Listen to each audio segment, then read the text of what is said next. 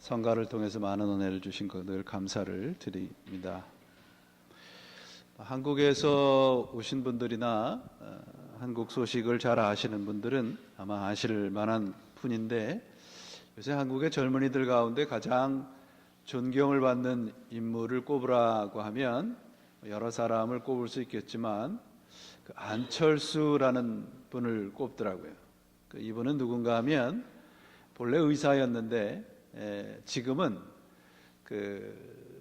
이 컴퓨터 바이러스 백신의 아주 독보적인, 그러니까 컴퓨터가 나오기 시작을 하고 그런 컴퓨터를 망가뜨리려는 이 바이러스를 잡는 백신을 연구해서 세계에서 가장 처음으로 컴퓨터 바이러스를 잡게 되는 그런 일을 했던 분입니다.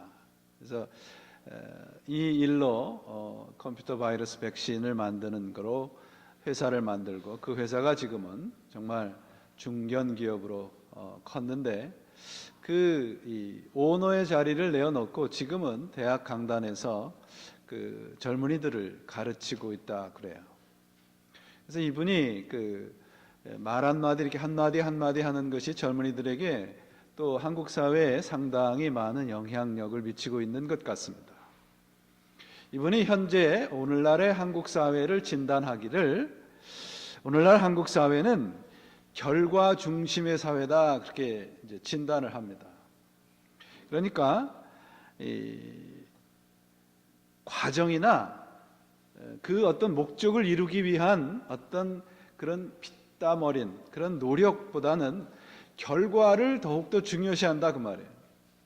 그래서 이런 결과 중심의 사회는 결국 부패할 것이다, 그리고 멸망할 수밖에 없다, 세상 다른 나라보다 뒤떨어질 수밖에 없다, 그렇게 진단을 합니다. 그래서 이분이 한 얘기가 신문에 실렸는데 이런 이야기를 했어요. 많은 사람들이 목표 지향적으로 사는데 사실 과정이 대부분의 시간을 차지합니다. 목표를 차지하는 것은 정말 짧은 순간임에도 많은 사람들이 목표를 이루기 위해 과정 중에 하고 싶지 않은 일들을 합니다. 목표란 달성만을 하기 위한 것이 아니라 방향을 주는 것입니다. 인생에서 과정이 가지는 의미를 생각해 봐야 합니다. 설사 과정 중에 목표와 다른 방향으로 잠시 갔다 해도 그것 역시 훗날 유용하게 쓰일 것입니다. 실용주의라는 말이 있죠. 실용주의가 사회에 많은 영향력을 미쳤지만, 실용주의적인 사고방식이 저질러 놓은 악행이 뭐냐면, 결과만 좋으면 모든 것이 선하다고 인정을 해주는 겁니다. 그리고 결과가 나쁘면 모든 과정이 다 악하다고 생각을 하는 거예요. 우리말에 뭐로 가도 서울만 가도 된다는 말이 있잖아요. 마찬가지로 이런 생각이 팽배해 있는 사회는 결국 뒤처질 수밖에 없다는 것입니다.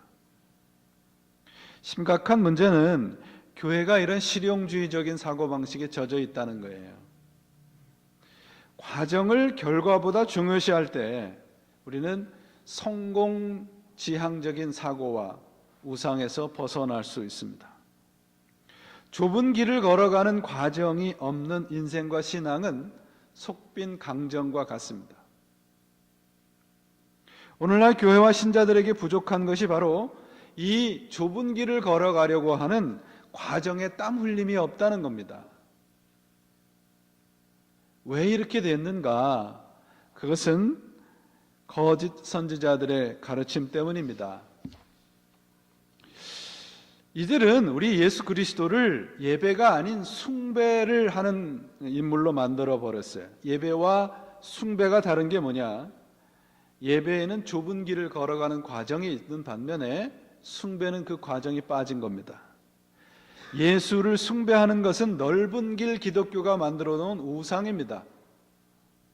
내가 필요할 때마다, 소원이 생길 때마다 찾아와서 예수를 숭배만 하면 어떤 좋은 결과를 얻을 것이다.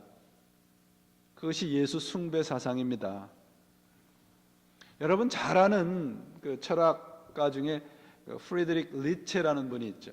이분은 무신론자잖아요. 이분이 한 얘기 중에 유명한 얘기가 있어요.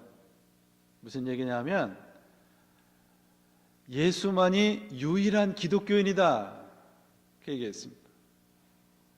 예수만이 유일한 기독교인이다. 이게 무슨 말인가요? 수많은 세계에 퍼져 있는 기독교인들은 기독교인이 아니라는 말과 같아요. 이 사람의 말을 절대화하는 것은 아니지만 이 사람 눈에 보이기에 예수를 따라가는 사람은 없고 예수를 숭배하려고 하는 사람만 있다는 겁니다. 이렇게 예수를 우상으로 섬기는 일이 왜 생겼는가? 그것은 우리가 성경을 제대로 읽지 않고 배우지 않았기 때문은 아닌가, 그렇게 생각을 해봅니다. 지난 주일날 제가 이 구원에 이르는 4단계를 말씀을 드렸는데, 기독교 교육학자인 토마스 그룸이라는 분이 있는데 믿음을 3단계로 정의를 했어요. 첫째가 뭐냐면 faith as believing이라고 얘기를 해요. 그러니까 믿음을 알아가는 단계입니다. 그래서 차츰차츰 깨달음이 생기는 단계. 그러니까 여러분들이 예수님에 대해서 이렇게 관심을 갖고 알고 싶은 마음이 생기면 뭐예요? 구원받은 거예요. 두 번째 단계는 faith as trusting이에요. 곧 신뢰적인 단계입니다. 우리 저 뒤에 우리 백집사님 아이들이 있는데, 백집사님 아이들이 부모님에 대해서 다 아는 거 아니잖아요. 근데도 부모를 신뢰하는 이유는 뭐예요? 그 부모에 대한 어떤 지적인 질문이 이렇게 중요하지는 않지만 사랑의 단계예요. 인격적인 관계이기 때문에 신뢰할 수 있는 겁니다. 세 번째는 faith as doing이에요. 신앙이 삶으로 나타나는 거죠. 이런 단계에 될 때에 우리는 예수를 닮아간다 얘기를 합니다. 믿음이 생명력으로, 용기로 발전하는 겁니다. 그래서 우리는 예수를 이 단계에서 닮아가게 되는 겁니다. 예수님을 믿고 따라가고 신뢰하는 과정 속에서 그분의 말투나 그분의 제스처나 그분의 성품으로 바뀌어가는 거예요. 부부가 오래 살으면 어떻게 된대요? 어떻게 된대요? 서로 왼수가 된대요? 서로 닮아간대요. 그죠? 닮아간대요. 예수님을 평생 믿었는데 왜 예수님을 안 닮아가요? 같이 살질 않으니까. 우리 산상수훈의 지금 결론 부분에 도달하고 있는데, 가장 예수님께서 지금 결론 부분에서 우리들에게 강조하는 것이 뭐냐면 결단해야 한다, 선택해야 한다, 그 말이에요. 그리고 지금까지 가르쳤던 산상수훈의 그 많은 가르침을 이제는 삶에 적용해야 된다는 적용성에 무게의 중심을 두고 있어요. 그래서 지난 주일날 말씀을 드렸잖아요. 좁은 길을 걸어라. 이런 길을 따라감이 없이는 우리의 신앙은 참으로 공허한 외침에 지나지 않을 수 있습니다. 그리고 우리가 신앙을 가지고 따라가는 세상의 길이 세상적인 복과는 조금 거리가 있다는 것이에요. 신앙의 삶이란 하나님에게 항복하는 삶이고 그 항복한 모습으로 세상에서 살아가는 것입니다. 세상에 대해서는 죽은 자들이 신자들이잖아요. 많은 교회들이 예수 믿으면 형통할 것이고 세상의 길에서 성공할 것이라고 가르치는 건 넓은 길 신앙입니다. 신앙은 적극적인 사고방식도 아니고요, 감정을 북돋워서 어떤 일을 성취하게 하는 어떤 모티베이션, 동기부여도 아니에요. 신앙은 예수님을 본받는 삶의 길이고 그것이 복인 것을 믿고 따라가는 것입니다. 우리가 예수를 믿는 것이 세상의 다른 종교, 부처나 마호멧보다 힘이 세고 능력이 있다는 것을 세상적인 기준으로 가져서는 안 된단 말이에요.